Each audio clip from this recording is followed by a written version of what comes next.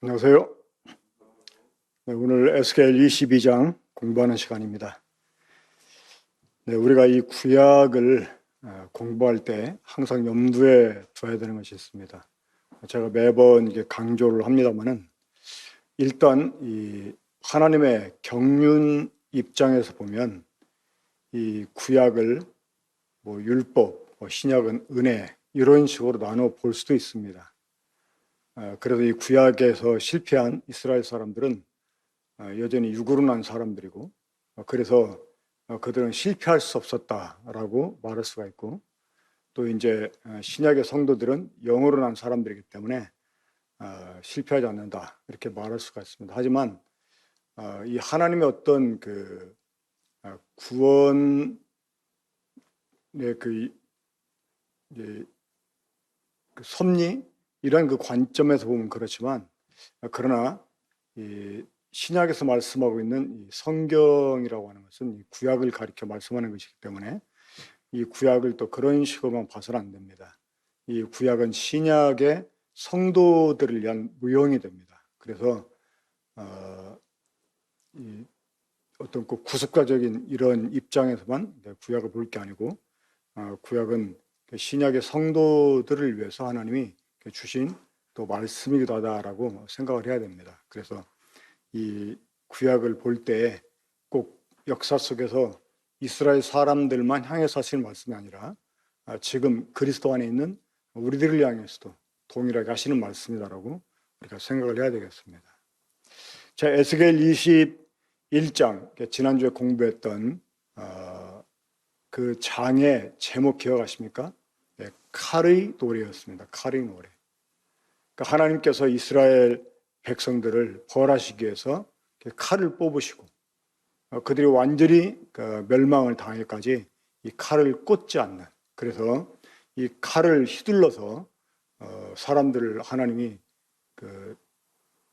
처벌하시는데 막 2번, 3번 연달아 사람들을 난도질해서 기어코 죽게 만드는 아주 그 잔악한 이런 그 모습들이 비춰지는 이런 말씀 우리가 보았습니다. 그런데 칼의 노래라고 하는 제목이 붙었는데, 오늘 22장에 우리가 제목을 붙인다면 심판의 선고와 고지라고 말할 수 있겠습니다. 자, 이제 그 1절부터 31절까지 좀 전체적으로 쭉 훑어 볼 텐데, 먼저 한 부분 나눠 가지고 말씀을 생각해 보도록 하겠습니다. 그 형사소송법을 보면 제1편 총칙, 그리고 총칙의 5장에 재판이라는 그 항목이 있는데, 거기에 그 43절 보면 이 재판의 선고와 고지 해가지고 이 재판의 선고 또는 고지는 재판장이 한다. 그리고 판결을 선고하면은 주문을 낭독하고 이유의 요지를 설명해야 한다. 이렇게 명시되어 있습니다. 오늘 우리가 함께 공부하게 될 에스겔 22장은 바로 이 재판관이 판결을 내리기 전에 먼저 그간의 이 재판 과정, 그리고 그 사람이 가지고 있는 이 혐의가 무엇인지, 그리고 어떤 그 죄, 그리고 그 죄가 어떠한 그 법령에 따라 처벌을 받는지에 관해서 쭉 낭독을 합니다. 그런 다음에 판결을 내립니다. 이런 식으로 이 에스겔서 22장이 시작이 됩니다. 자, 1절부터 5절까지 보겠습니다. 또 여호와의 말씀이 내게 임하여 이르시되, 인자야, 내가 심판하려느냐? 이 피 흘린 성읍을 심판하려느냐? 그리하려거든 자기의 모든 가증한 일을 그들에게 알게 하라. 너는 말하라. 주 여호와께서 이같이 말씀하셨느니라. 자기 가운데 피를 흘려 벌 받을 때가 이르게 하며 우상을 만들어 스스로 더럽히는 상아, 내가 흘린 피로 말미암아 죄가 있고 내가 만든 우상으로 말미암아 스스로 더럽혔으니 내 날이 가까웠고 내 연한이 찼도다. 그러므로 내가 너를 이방의 능욕을 받으며 만국의 조롱거리가 되게 하였노라. 너 이름이 더럽고 어지러움이 많은 자여 가까운 자나 먼 자나 다 너를 조롱하리라. 하나님께서 에스겔 선지자에게 이제 하나님을 대신해서 그들을 심판하겠냐. 이전 그 번역은 국문하겠냐 이렇게 번역이 되는데, 국문이라는 말은 신문한다는 말이죠. 이제 그 죄를 자백하게 하기 위해서 신문하는 이제 말이 이제 국문이라고 번역했는데, 이 개역개정은 이 부분을 심판하려느냐라고 바꿨습니다. 심판한다는 말은 지금 말로는 재판이죠. 자, 아까도 말씀드렸지만 우리나라 그 형사소송법 거기에 그 제 5장 5왕 그 43절로 오면 이 재판의 선고 또는 고지는 재판장이 해야 한다 하고, 주된 모든 이제 그 내용들을 낭독하고 그 이후의 요지를 이렇게 설명해야 된다 이렇게 말했는데, 하나님께서 에스겔 선지자를 통해서 이 예루살렘 거민들을 하나님 이제 벌하시는데 어떤 이유 때문에 벌하게 되는지, 이들이 어떠한 죄들 때문에 벌을 받게 되는지 이것을 알게 해줍니다. 자, 3절 다시 보면, 너는 말하라, 주 여호와께서 이같이 말씀하셨느니라, 자기 가운데 피를 흘려 벌 받을 때가 이르게 하며. 자, 피를 흘려 벌 받을 때가 이르게 하며. 그러니까 이 하나님의 심판은 사람들이 지은 죄가 자초하는 것이다 라고 하는 거 우리 잊어서는 안 됩니다. 그러니까 하나님 우리를 징계하실 때 그 징계는 우리 스스로가 자초한 것이다 라는 것을 우리가 기억해야 됩니다. 그러니까 우상을 만들어 스스로 더럽히는 성화. 그래서 이제 그 이스라엘이 지은 죄 때문에 그들이 스스로 하나님의 심판을 자초했다는 것을 말씀하십니다. 그것 때문에 이들이 능욕을 받고 이제 조롱을 받게 될 것이다. 그러면서 이제 그 이들이 지은 죄가 무엇인지를 하나님께서 하나하나 다 열거하시면서 말씀하십니다. 마치 이 재판관이 판결을 하기 전에 그 주된 내용의 문장을 쭉 읽는 것처럼 이제 6절부터 보면 이스라엘 사람들의 죄를 하나님이 하나하나 열거하시는 것을 보게 됩니다. 자, 6절부터 11절까지 보게 되면 보겠습니다. 이스라엘 모든 고관은, 자, 이스라엘 고관이라고 하는 권력자들이죠. 그러니까 왕을 위시해서 이 권력자들, 어떻게 보면 이 지도자들이라고 말할 수가 있습니다. 하지만 꼭 어떤 지도적인 위치에 있는 사람만 이런 죄를 진 것은 아닙니다.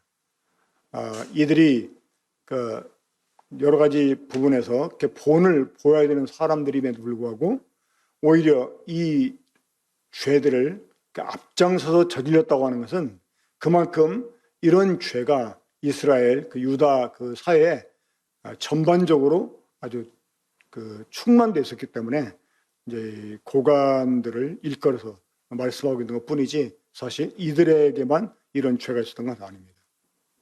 자, 이스라엘 모든 고관은 각기 권세대로 피를 흘리려고 내 가운데 있었도다.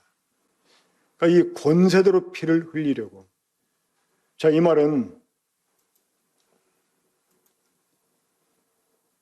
이 자신이 갖고 있는 모든 그 권리를 사용해서 사람들이 자신의 이익을 취하려고 하는 것을 말합니다. 그래서 그 이익을 취하는데 방해가 되는 사람들을 가차없이 제거하는.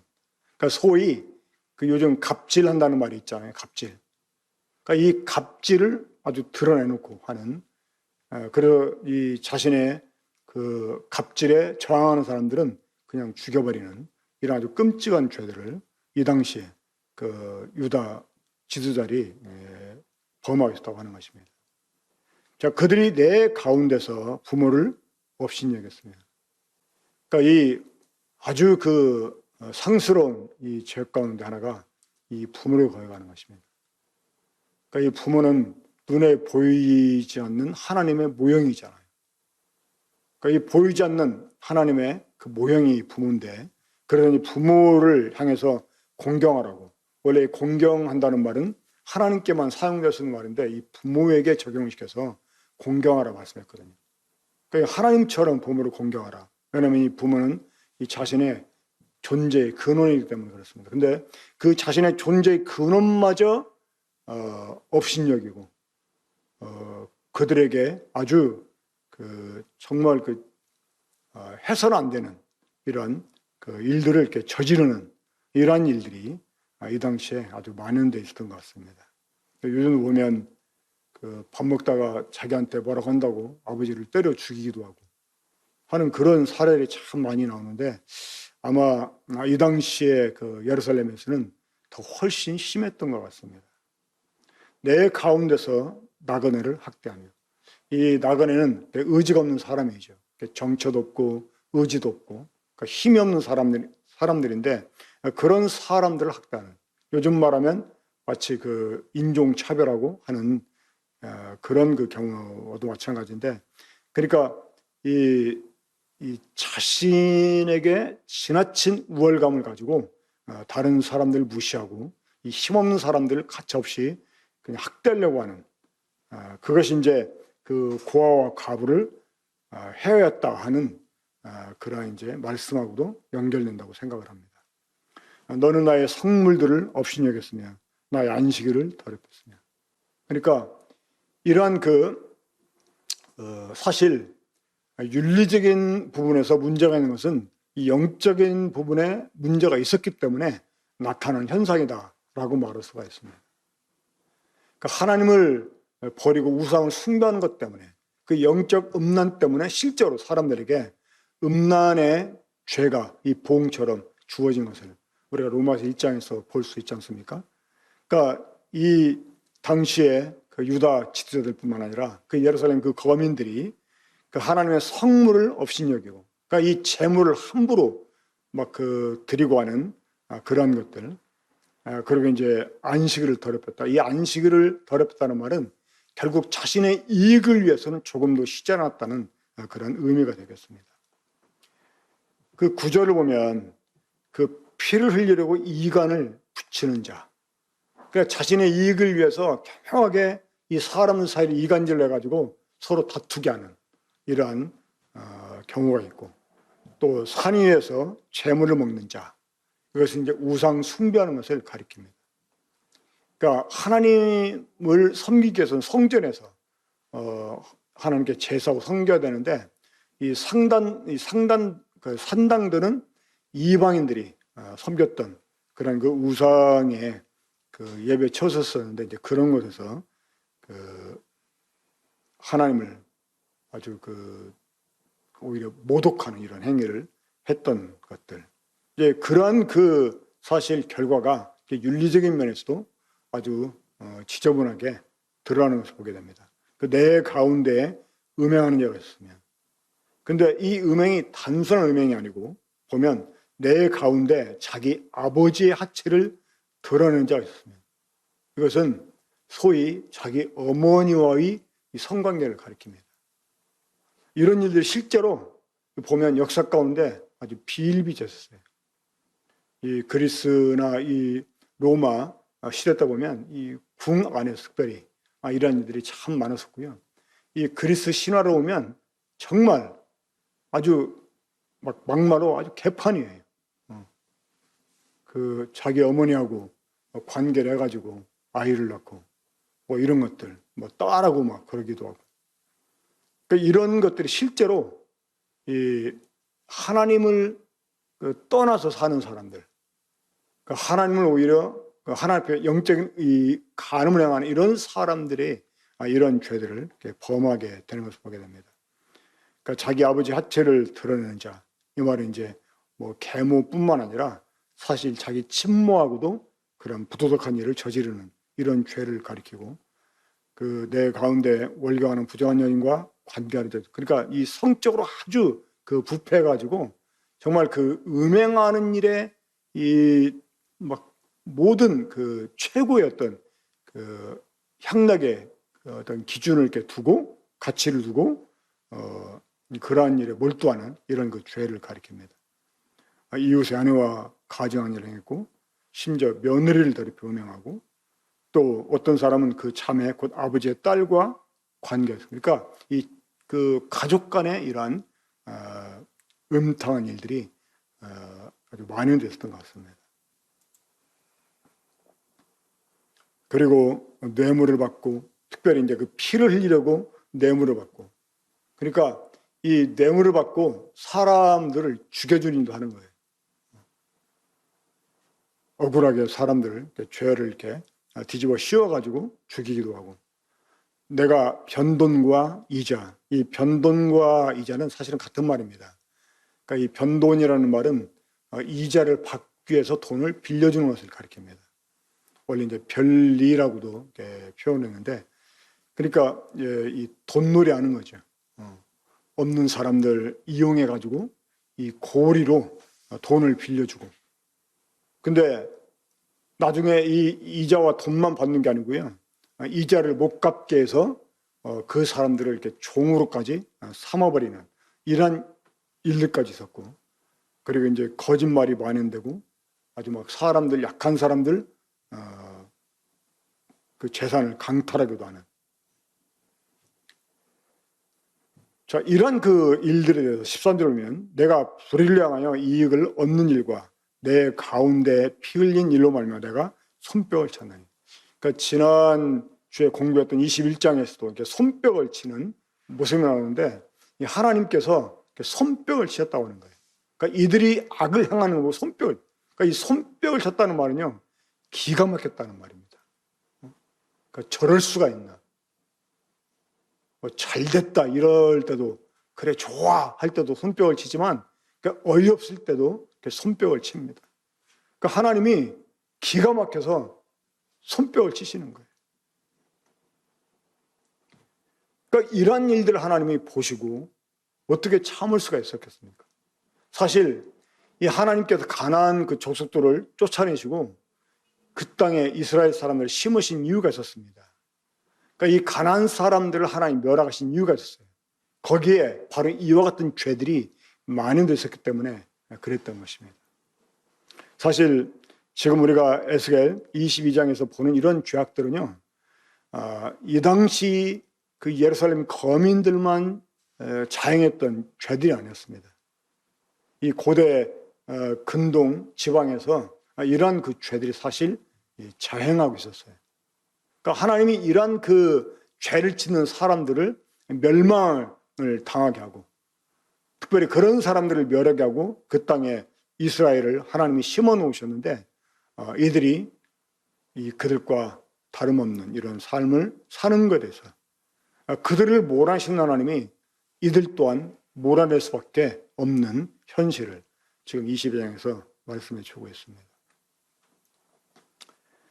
이제 14절 봅니다. 내가 내게 보응하는 날에 내 마음이 견디겠느냐, 내 손이 힘이 있겠느냐, 나 여호와가 말하였으니 내가 이루리라. 이 에스겔 그 지난주에 본 말씀도 보면 굉장히 말씀이 아주 막 잔혹하게 들리잖아요. 그럼 하나님 막 벼르고 있다가 막 벼른 일을 하나님이 드디어 실행하시고 더 이상 자비를 베풀지 아니하시고 그들을 완전히 막 진멸하려고 하시는 이러한 모습. 하나님이 그렇게 막 분노로 쏟아내실 만큼 사실 이 예루살렘 거민들이 얼마나 죄를 정말 끊임없이 막 반복해서 그 경고들을 무시해가면서 고집하면서 지었는지. 그러니까 정말 하나님이 얼마나 자비하시고 인자하신 분이십니까? 그분이 얼마나 오래 참아주시는 분이십니까? 그런 하나님이 더 이상 참을 수 없었다고 하는 것은 그만큼 그들의 죄가 오래됐고 하나님 여러 번 기회를 주셨지만 그들이 끝내 회개치 않았기 때문이라고 하는 사실. 우리도 하나님 앞에서 고집을 부리면 하나님의 징벌을 당할 수가 있습니다. 주님이 가르치신 기도 가운데 우리를 시험에 들게 하지 마옵시고 라는 그 대목, 그게 영어로 보면 나를 시험 가운데로 인도에 가지 말아달라고 하는 그런 그 의미라고 했지 않습니까? 하나님 우리를 시험 가운데 인도하는 분이 아니잖아요. 근데 왜 그렇게 주님이 기도하게 했을까요? 하나님이 우리들에게 죄를 경고하고 그래서 그 죄를 지치 못하게 때로 징계하고 이러는데 우리가 계속 고집부리면 나중에 하나님이 우리를 아주 막 벌하시려고 작정하시면 우리를 유혹 가운데 그냥 내버려 두십니다. 아니 오히려 어리석은 일을 하도록 하나님이 내버려 두세요. 그래서 우리가 그럼 그 징계할 그런 명분을 하나님이 얻으십니다. 그래서 우리가 이 고집부리는 거 아주 사실 악한 것입니다. 어리석은 것입니다. 우리가 성령님이 죄를 깨닫게 하시는 어떤 딱 그 느낌을 갖게 될 때 우리 자신을 돌아보고 주님 앞에 정말 겸손하게 자신을 돌아보고 이 죄를 버리는 일을 우리가 잘 해야 됩니다. 자, 이 찌꺼기를 처리하는 법이 있죠. 하나님께서 이 유다 사람들을 향해서 그들이 하나님께 찌꺼기가 되었다 이렇게 말씀하셨어요. 찌꺼기가 되었다.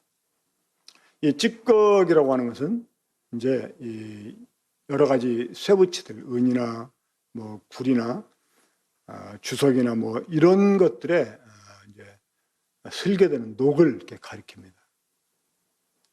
이런 그 녹들이 그 막 너무나 이렇게 많이 껴가지고 어떤 경우에 이 쇠 같은 거는 어때요? 막 쇠도 이렇게 삭잖아요. 녹이 많이 이렇게 슬게 되면. 그러면 그런 상태로 녹을 그냥 쓸어내 버릴 수가 없습니다. 그럼 어떻게 해야 되겠습니까? 예, 좀 쓸만한 쇠붙이라도 얻으려면 그거를 녹여버려야 됩니다. 그러니까 이제 하나님이 예루살렘 그리고 유다인들을 깨끗하게 하려면 녹이는 수밖에 없었어요. 녹이는 수밖에. 이 녹인다고 하는 것은 뭡니까? 완전히 원래 형태를 없애버리는 거예요. 그러니까 하나님이 아예 이스라엘 나라 자체를 없애버릴 것을 말씀하고 있는 것입니다. 아주 정말 하나님의 이 분노가 얼마나 크게 달했으면, 아니 이스라엘 그 죄가 얼마나 그 하나님의 분노를 이렇게 자아냈으면 그랬을까를 우리가 이 말씀을 통해서 다시 한번 생각지 않을 수가 없습니다. 자, 이 23절부터 26절까지를 보면 이제 특별히 이 예루살렘 거민들이 이제 무엇보다 이 유다의 그 지도자들이 죄를 이렇게 짓는 일에 담대할 수 있었던 일이었어요. 그건 무엇이냐면 바로 하나님의 사람들이라고 일컬어지는 이 선자들, 이 제사장들이 타락했기 때문에 사실 그럴 수가 있었습니다. 자, 24절 봅니다. 인자야, 너는 그에게 이르기를 너는 정결함을 얻지 못한 땅이요 진노의 날에 비를 얻지 못한 땅이로도 하라. 그러니까 이스라엘, 특히 예루살렘은 어떻게 정결하게 할 방법이 없었어요. 그러니까 새롭게 할 방법이 없었어요. 오직 방법 하나가 있다. 아까 말씀한 것처럼 불에 녹이는 것밖에 없었어요. 그러니까 완전히 나라 자체를 없애버리는 거예요. 그러니까 왕을 잡아가고 왕만 아니라 쓸만한 모든 백성들을 포로로 다 잡아가 버렸다. 그리고 그 땅에 다른 이민족을 들어와 살게 했다. 이건 완전히 나라를 말살시켜버린 것입니다. 그러니까 하나님의 진짜 마지막 남은 자비가 아니었다면 이들은 다시 예루살렘에 돌아올 수가 없었어요. 그러니까 이런 것들에 대해서 하나님이 이사야 선지자를 통해서 나무를 베어내도 구루타기가 남는 것처럼 하나님이 이스라엘을 나라 자체를 완전히 다 없어지게 했다 할지라도 그 터는 남게 해서 다시 회복을 이렇게 시켜주셨는데 그만큼 이 유다의 죄가 아주 하나님 앞에 관영했다고 하는 것입니다. 자, 25절, 26절을 봅니다. 그 가운데서 이 선자들의 반역함이 우는 사자가 음식물을 움킨 같았도다. 이 선지자는 하나님 말씀을 전하는 사람들이잖아요. 이 타락한 시대에 이 선지자들이 참 많았습니다. 물론 이 시대는 아니었지만 과거 북왕국 이스라엘 그 우상이 가장 많이 퍼져 있었던 그 아방 시대 때 그 아방 궁궐 안에 여호와 선지자라 일컬어지는 사람들이 참 많이 있었어요. 그리고 이 유다가 멸망하기 직전에 예레미야가 활동하던 당시에 이때도 궁중에 이 선지자들 얼마나 많이 있었는지 모릅니다. 이들이 도리어 이 하나님 말씀을 전하는 예레미야를 핍박하고 오히려 왕들에게 거짓 것을 예언해서 이 왕들로 하여금 거짓을 행하는 일에 담대함을 갖게 했습니다. 그렇게 이 왕들을 위해서 그 왕들이 듣기 좋은 말을 해주고 그런 왕들 곁에서 이 빌붙어 가지고 이 권력을 또 휘두르기도 하고 그러니까 이런 이 소위 그 종교 지도자들이 이 정치 그 지도자들보다 더 사실 악하게 사람들을 착취했던 것 같습니다. 여기 보면 그들이 사람의 영혼을 삼켰으며 그러니까 오히려 이 선자들이 이 말 한마디 하는 거에 따라 가지고 사람을 죽이기도 하고 살릴 수도 있어요. 저자는 하나님께 범죄한 자다 이러면 직결 처분할 수가 있었습니다. 오히려 이 정치 지도자들은 사람을 죽이려면 그 죽일 만한 합당한 어떤 죄명이 있어야 돼요. 근데 이 선지자들은 이 소위 그 신성 모독이라는 죄명을 붙여가지고 사람을 그냥 쉽게 죽일 수가 있었어요. 이 재산과 보물을 탈취하며 그러니까 이 자신의 욕심을 채우기 위해서 사람들에게 그러한 죄명을 붙여가지고 죽이고 그리고 그들의 이 재산을 탈취하고 이 과부를 그 가운데 많게 했다. 이게 이제 그런 사람들을 많이 죽여서 과부를 많이 양산했다 이런 표현이 됩니다. 이 선절만 아니라 제사장들 마찬가지였죠. 그 예레미야 그에 보면 이 선자들이 제사장들이 자기 권력으로 다스리고 하는 그 말씀이 있습니다. 이 제사장은 섬기는 사람이잖아요. 이 하나님과 백성 사이의 중보자처럼 백성을 대신해 하나님 섬기고 또 하나님 대신해서 사람을 섬기는 이런 사람들인데 이 제사장이 하나의 권력이 되어버린 거예요. 그러면서 이 권력에 누리면 제사장들이 하나님 온전히 섬길 수 있었겠습니까? 마치 엘리의 이 두 아들 이상 간이 이러한 부정한 일들을 이 제사장들이 범했습니다. 자, 27절부터 28절을 봅니다. 이제 그 유다의 총체적인 이 죄악상을 하나님 말씀해 주시는데 그 가운데 그 고관들은 음식물을 삼키는 이리 같아서 불의한 이익을 얻으려고 피를 흘려 영혼을 멸하거늘 이 먹잇감을 쫓아서 때로 달라들어가지고 정말 이렇게 뼈만 남기는 이리 때처럼 이 지도자들이 자신에게 주어진 권력을 이용해서 이 백성을 돕는 것이 아니라 오히려 백성을 착취하는 이런 그 일들이 너무나 많은데가지고 정말 불의가 판을 치고 있는 이런 가운데 오히려 선지자라고 하는 사람들은 그런 사람들이 그런 일을 할 수 있도록 정당화시켜주는 거예요. 그 선조들이 그들을 위해 회를 치라고 이게 이제 그 사람들이 행하는 그 무례한 일을 오히려 정당하게 만들어 주는 거예요. 하나님의 계시다 이러면서. 그러니까 하나님이 말씀하지 않았어도 하나님이 말씀하신 것처럼 거짓말하면서 이 권력자들이 행하는 일을 정당화시키고 요즘 일부 모임에서도 보면 그 정치적인 집회에 막 사람들 데리고 참여해가지고 이 교회에서 정치적인 얘기를 하지 않는 게 좋은데 뭐 그런 것들 때문에 그 어려움을 만들기도 하고 사람들 상처를 받게 하고 하는 그런 일이 있다는 얘기를 들었습니다. 근데 이제 그뿐만 아니라 지도자는 지도자들대로 또 선지자나 재상들은 그들 나름대로 뿐만 아니라 이 땅 백성은 포악하고 강탈의 삼고, 그러니까 그냥 이판사판인 거죠. 모두 다 썩어버렸기 때문에 오히려 이런 때 착하게 살면 바보 취급받는 거예요. 그러니까 사람들이 오히려 그런 악을 행하기에 익숙한 이런 사회가 돼버린 것입니다.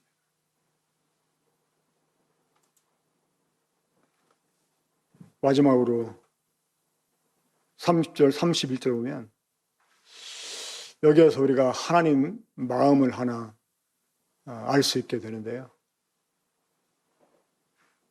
이러한 그 가운데서 하나님은요, 유다를 멸망시키는 일을 막아주는 사람이 있었으면 하고 바라셨어요. 이 땅을 위하여 성을 쌓으며 성 무너진 데를 막아서서 나로 하여금 멸하지 못하게 할 사람을 내가 그 가운데서 찾다가 찾지 못하였으므로 내가 내 분노를 그들 위에 쏟으며 내 진노의 불로 멸하여 그들 행위대로 그들 머리에 보응하였느니라 라고 하나님이 말씀하셨어요. 그러니까 하나님은 이제 더 이상 참을 수 없을 정도로 이 유다의 죄가 극에 달했기 때문에 이 하나님이 그들을 말씀하신 대로 멸하셔야 돼요. 근데 하나님이 그런 그 분노 중에서도 막 그 극노에 달한 이런 상태에서도 하나님이 그 진노를 쏟으면 이들이 멸망을 당할 것을 아셨기 때문에 그런 자기를 말려주는 사람이 있기를 원했다고 하는 거예요. 어떤 사람? 이 땅을 위하여 성을 쌓으며 성 무너진 데를 막아섰어. 그러니까 이러면 안 되니까, 이러면 벌 받으니까, 하나님의 진노를 당할 수밖에 없으니까 이러면 안 되라고 이 선지자가 아니어도 하나님의 말씀을 전하고 부르셔서 말씀을 주신 사람이 아니어도 정말 그동안 이들이 하나님의 말씀을 들어왔고 이랬었기 때문에 정말 나름대로 정신을 차리고 회개하고 그런 일을 못하도록 막는 사람이 있었다면 하나님이 이러한 진노를 쏟지 않았을 것이라고 말씀하셨습니다. 마치 소돔과 고모라 성처럼 하나님이 소돔을 멸하시기 위해서 가시는 길에 아브라함에게 들리십니다. 그리고 하나님이 행하는 일을 아브라함에게 말하지 않을 수 없다라고 하시면서 이 소돔을 멸하실 계획을 말씀하십니다. 그때 아브라함이 어떻게 하였습니까? 그 성중에 의인 50명이 있다면 그 50을 인하여 그들 용서해 주지 않겠냐고 하나님께 간구합니다.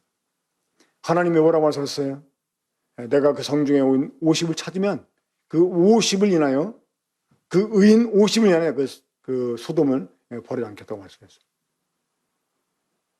40, 30, 20 나중에 10명의 의인만 있어도 하나님이 그들을 용서해 주지 않겠냐고 하는 이 아브라함의 말씀을 들은 하나님 똑같이 말씀하십니다. 내가 그 성중에 의인 10명을 찾으면 그 10을 인하여 그들을 용서하겠다고. 그러니까 의인 10이 없어서 다행히 이 아브라함이 조카했던 롯은 구출을 받습니다. 어쩌면 아브라함이 자기 조카 이 롯을 생각하고 어쩌면 이 롯에게 영향을 받은 사람들이 적어도 10명 이상 되지 않을까 이렇게 생각을 했던 것 같아요. 근데 불행하게도 이 소돔에는 10명이 넘는 의인이 없었습니다. 우리도 이 멸망당할 세상을 향해서 이제 이 진노의 잔을 드시는 하나님을 막아서는 사람들이 되어야 됩니다.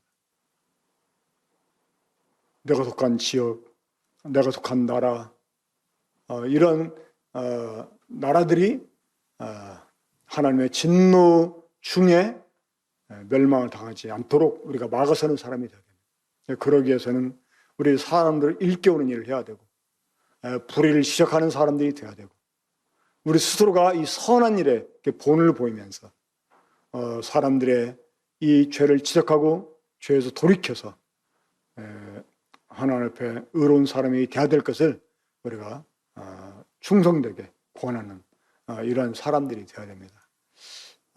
주님께서 구원받은 성도를 이 땅에 남겨두시고 여전히 존재하게 하는 이유가 있습니다. 어쩌면 그런 사람들이 하나님의 희망이라고도 말할 수가 있겠습니다. 하나님이 그런 사람들을 보시고 아직도 세상을 참아 주신다고 생각을 합니다. 진노 중에서도 이 자신의 그 심판을 막아줄 사람을 찾으시는 하나님 앞에서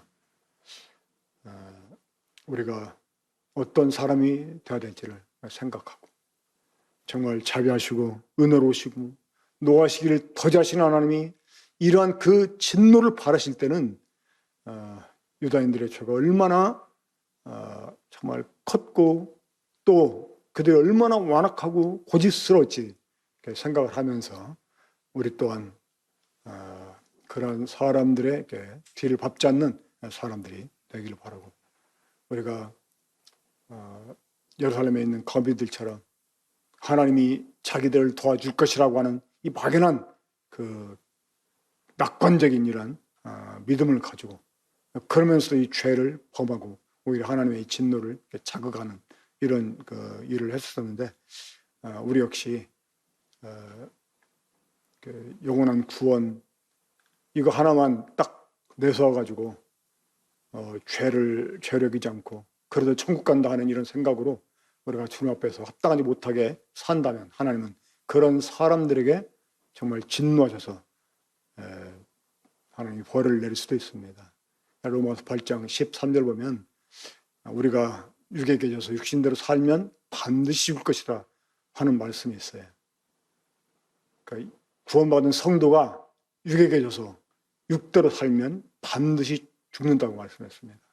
그 죽음은 영적인 죽음만 아니라 하나님이 실제로 그 사람의 목숨을 끊어서 데려갈 수도 있다는 의미가 됩니다. 우리가 이런 주님 앞에서 정말 정신을 차리고 이런 말씀을 보게 될 때 과거에 예루살렘에 있던 거민들이 지은 죄다라고 생각하지 말고 여전히 내 삶 속에서도 얼마든지 일어날 수 있는 이런 죄 드린 것을 생각하면서 이런 죄들을 미워하시는 하나님 앞에서 우리가 정말 우리 자신을 돌아보고 정결하게 하는 그런 삶을 이렇게 살아야 되겠습니다. 한번 기도하고 오늘 수요 집회 마치도록 하겠습니다. 우리 사랑하시는 아버지 하나님 감사합니다. 이러한 일들을 통해서 우리가 우리들의 모습을 비춰볼 수 있게 해주시고 주님이 미워하시는 것이 무엇인지 정말 잘 알게 해주셔서 우리가 주님을 노하시게 하는 자가 아니라 도리어 이 하나님의 분노를 자극하는 이런 사람들을 향해서 하나님의 말씀을 전하고 죄를 지적하면서 회개를 촉구하고 정말 그들에게 의에 말씀할 수 있는 그런 저희가 되게 주시기 원합니다. 빛과 소금의 역할을 다함으로 정말 사람들에게 주님을 알게 하는 이런 세상의 희망으로 우리가 계속 우리 남은 삶을 살아갈 수 있게 되기 원합니다. 주신 말씀 감사드리며 주 예수 그리스도 이름으로 기도합니다. 아멘.